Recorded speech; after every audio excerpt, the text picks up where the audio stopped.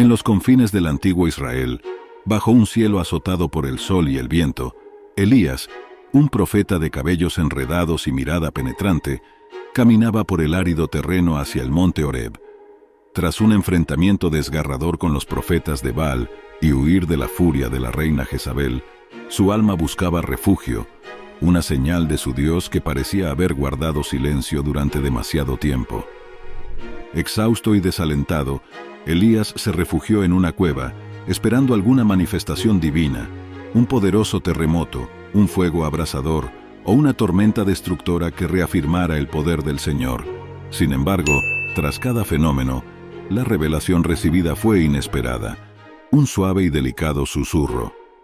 Este sutil murmullo no era simplemente un sonido, sino una voz que penetraba más allá de sus oídos, alcanzando las profundidades de su ser. Era una llamada a la reflexión, un mensaje que no requería de estruendos para afirmar su divinidad. En ese susurro, Elías encontró una renovada esperanza y una comprensión más profunda de su misión y propósito. Con el corazón renovado por la fe y la certeza de no estar solo, Elías se preparó para volver a enfrentar los desafíos de su misión profética. Sabía que el camino sería difícil, pero ahora comprendía que la grandeza de su Dios no solo residía en los actos espectaculares, sino también en la serenidad de un susurro. Después de su encuentro con la voz divina, Elías dejó la cueva del monte Horeb para adentrarse en el vasto desierto. Era un lugar de soledad extrema, donde el silencio y la aridez invitaban a una introspección aún más profunda. El profeta caminaba bajo el implacable sol, sintiendo cada grano de arena bajo sus pies, cada soplo de viento caliente como un constante recordatorio de su misión y su fe. Elías reflexionaba sobre los eventos recientes, cuestionando no solo el propósito de su lucha, sino también la naturaleza de la fe misma. ¿Cómo podía mantener su devoción en un mundo que parecía abandonado a su suerte? Era el susurro en el viento suficiente para sostener su espíritu en los momentos más oscuros. Mientras caminaba, recordaba las palabras susurradas. ¿Qué haces aquí, Elías? Estas palabras resonaban en su mente, no como un cuestionamiento de su presencia en el monte, sino como una invitación a considerar su lugar en el plan divino. Cada paso que daba era un paso hacia una comprensión más profunda de que su camino era parte de un diseño mucho mayor, uno que no siempre requería de manifestaciones espectaculares para afirmar su significado. Con cada día en el desierto, Elías se sentía más fortalecido. La soledad no era un vacío, sino un espacio lleno de la presencia palpable de Dios. En este aislamiento, el profeta encontró la fuerza para volver a la civilización y enfrentar los retos que le esperaban. Su fe, renovada por el encuentro en la cueva, se había transformado en una armadura espiritual que lo protegía y guiaba. El profeta sabía que al regresar a Israel, enfrentaría incredulidad, hostilidad y tal vez peores peligros que antes, pero también sabía que no regresaba solo. La voz que había escuchado en el susurro del viento ahora caminaba con él, dentro de él, guiando cada uno de sus pasos hacia lo que vendría después. Tras su paso por el desierto, Elías retornó a Israel con un espíritu renovado y una claridad sin precedentes. La tierra a la que volvía parecía la misma, pero él no era el mismo hombre. Armado con la certeza de que cada susurro y cada silencio tenía un propósito divino, estaba listo para enfrentar las fuerzas que desafiaban la fe de su pueblo. La llegada de Elías a Israel no pasó desapercibida. Las noticias de su regreso se esparcieron rápidamente, avivando la esperanza en algunos y la ira en otros. La reina Jezabel, al enterarse de su presencia, reforzó su determinación de eliminar al profeta que desafiaba su autoridad y promovía la adoración al Dios de Israel.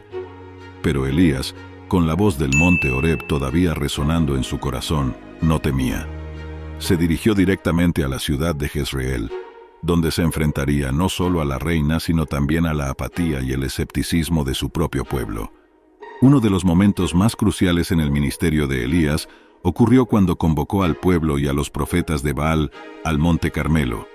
Era un desafío no solo a los falsos profetas, sino también a la indiferencia de los israelitas hacia su fe. «Que se decida hoy a quién deben servir», proclamó Elías ante la multitud reunida. «Si el Señor es Dios, síganlo. pero si Baal lo es, síganlo a él. El desafío era simple. Los profetas de Baal invocarían a su Dios para que encendiera fuego en su altar, y Elías haría lo mismo con el Señor. El Dios que respondiera con fuego sería reconocido como el verdadero Dios. Los profetas de Baal gritaron, danzaron y se mutilaron desde la mañana hasta la tarde, pero no hubo respuesta. Solo el silencio respondió a su frenesí. Luego fue el turno de Elías. Reconstruyó el altar del Señor que había sido derribado, usando 12 piedras, una por cada tribu de Israel. Rodeó el altar con agua hasta llenar el foso que lo circundaba. Y entonces, en la quietud que siguió, Elías oró. Fue entonces en la calma después de la oración, cuando el fuego del cielo cayó, consumió el sacrificio, las piedras, el polvo, y lamió el agua del foso. El impacto del milagro fue inmediato y profundo. El pueblo cayó rostro en tierra y exclamó, «El Señor es Dios, el Señor es Dios».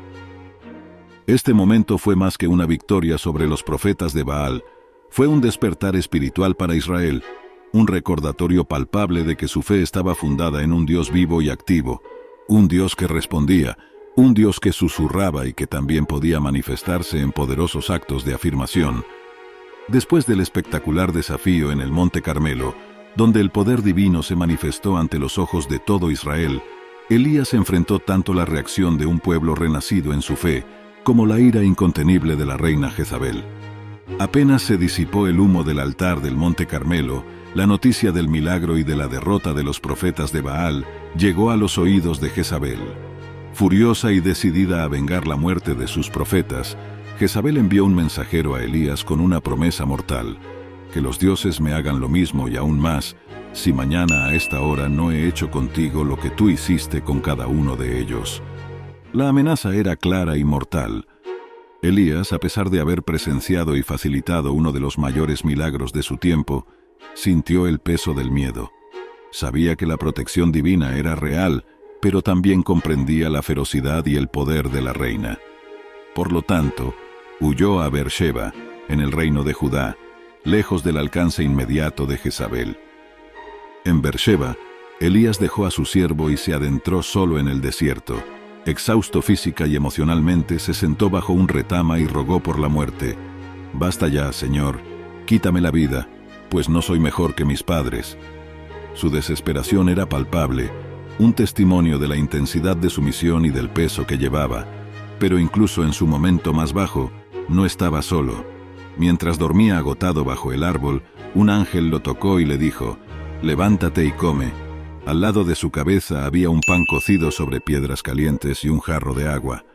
Alimentado milagrosamente, Elías encontró la fuerza para continuar su viaje. Fortalecido por la comida que el ángel le proporcionó, Elías viajó 40 días y 40 noches hasta llegar al monte Horeb, el mismo lugar donde Moisés había recibido los 10 mandamientos. Allí, Elías encontró refugio en una cueva. Fue en Horeb donde Elías experimentó la revelación de Dios, no en el viento violento, ni en el terremoto, ni en el fuego, sino en un suave susurro. Esta manifestación reafirmó la presencia constante de Dios en su vida y le dio nuevas instrucciones para continuar su misión, incluyendo la unción de Hazael como rey de Aram y Jehú como rey de Israel, así como el llamado de Eliseo como su propio sucesor. Tras su renovado encuentro con Dios en el monte Horeb, Elías estaba listo para cumplir las nuevas misiones que se le habían encomendado. Este capítulo explora cómo Elías prepara el terreno para el futuro de Israel a través de actos de unción y mentoría, enfrentándose a nuevos retos y solidificando su legado. Elías comenzó su tarea dirigiéndose hacia el norte, hacia Damasco, para cumplir con la orden divina de ungir a Hazael como rey de Aram. Al llegar encontró a Hazael, quien servía como oficial en el palacio del rey. Tras una conversación intensa donde Elías reveló el futuro que Dios había planeado para Hazael, este último quedó abrumado por la responsabilidad y el poder que se le otorgaría. La unción de Hazael marcó un cambio significativo en la política regional, pues eventualmente lideraría a Aram en varias confrontaciones contra Israel. Mientras tanto, en Israel, Elías encontró a Jehú, un comandante del ejército israelita. La unción de Jehú como rey de Israel fue un momento crítico, estableciendo las bases para una revuelta que cambiaría el curso de la historia del reino. Jehú era un hombre de acción decidida y bajo su liderazgo se esperaba una purga de la adoración a Baal en Israel. Quizás uno de los actos más significativos de este periodo en la vida de Elías fue el llamamiento de Eliseo como su sucesor. Elías encontró a Eliseo arando en los campos con 12 yuntas de bueyes. Al pasar cerca de él, Elías lanzó su manto sobre los hombros de Eliseo, un gesto simbólico que indicaba la transferencia de su llamado profético. Eliseo, comprendiendo la magnitud de este gesto, pidió permiso para despedirse de su familia. Luego sacrificó los bueyes con los que araba y usó los arados para cocinar la carne y ofrecerla a su gente. Después de esto dejó todo atrás y siguió a Elías, convirtiéndose en su discípulo y eventualmente en su sucesor. A medida que Elías cumplía estas misiones, reflexionaba sobre la naturaleza de su legado. ¿Serían suficientes sus acciones para restaurar la adoración verdadera en Israel? ¿Cómo serían recordados él y los reyes que había ungido? Estas preguntas lo acompañaban mientras continuaba enseñando y preparando a Eliseo para tomar su lugar. Con Eliseo a su lado, Elías comenzó a prepararse para el último acto de su misión en la tierra. Este capítulo explora el proceso de transición entre Elías y Eliseo, la consumación de su legado y los poderosos eventos que marcaron el final de su ministerio. Eliseo había sido un fiel discípulo, aprendiendo no solo las maneras del profetismo bajo Elías, sino también absorbiendo la profunda espiritualidad y el compromiso con Dios que su maestro exhibía. Mientras viajaban juntos por las ciudades de Israel, Eliseo se convertía gradualmente en una figura conocida y respetada por el pueblo, que comenzaba a ver en él al sucesor natural de Elías. En cada ciudad, Elías enseñaba a Eliseo sobre la importancia de la fe, la obediencia y la humildad. Les mostraba a los israelitas que el poder de Dios no residía en la fuerza bruta o en la imposición autoritaria, sino en la sutil influencia de las acciones guiadas por una fe profunda y sincera. El último viaje que Elías y Eliseo emprendieron juntos fue a Gilgal, un lugar cargado de significado histórico y espiritual para los israelitas. Allí, Elías le ofreció a Eliseo una última oportunidad para quedarse atrás, sabiendo que lo que estaba por venir podría ser difícil de soportar. Sin embargo, Eliseo se negó a dejar a su maestro, insistiendo en acompañarlo hasta el final. «Vive Jehová y vive tu alma, que no te dejaré», respondió Eliseo. Esta declaración no solo mostraba su lealtad, sino también su compromiso con la llamada que había recibido. Mientras caminaban y hablaban juntos, de repente apareció un carro de fuego con caballos de fuego, separando a los dos hombres. Elías fue tomado por un torbellino y ascendió al cielo en un carro de fuego, dejando a Eliseo solo con su nuevo manto. Eliseo, al presenciar este milagroso evento, tomó el manto que Elías dejó caer y golpeó las aguas del río Jordán, que se dividieron como una vez lo hicieron para Elías. Este acto simbolizaba que el espíritu de Elías ahora reposaba sobre Eliseo. Tras la ascensión de Elías, Eliseo regresó a Israel. Con el manto de su maestro sobre sus hombros, estaba preparado para enfrentar los desafíos que le esperaban. El pueblo, al ver el poder de Dios manifestarse a través de Eliseo, reconoció rápidamente su autoridad y su conexión con el profeta ascendido. En los últimos días de su vida, Eliseo continuó ejerciendo un profundo impacto en Israel, dejando un legado de fe, milagros y liderazgo espiritual que resonaría a través de las generaciones. Este capítulo final explora las últimas enseñanzas de Eliseo, su muerte, y cómo sus acciones y palabras siguieron influyendo en Israel mucho después de su partida. Aún en su lecho de muerte, Eliseo seguía siendo una fuente de sabiduría y revelación divina. Uno de sus últimos actos proféticos involucró al rey Joás de Israel, quien visitó al anciano profeta buscando guía ante la inminente amenaza de los ejércitos enemigos.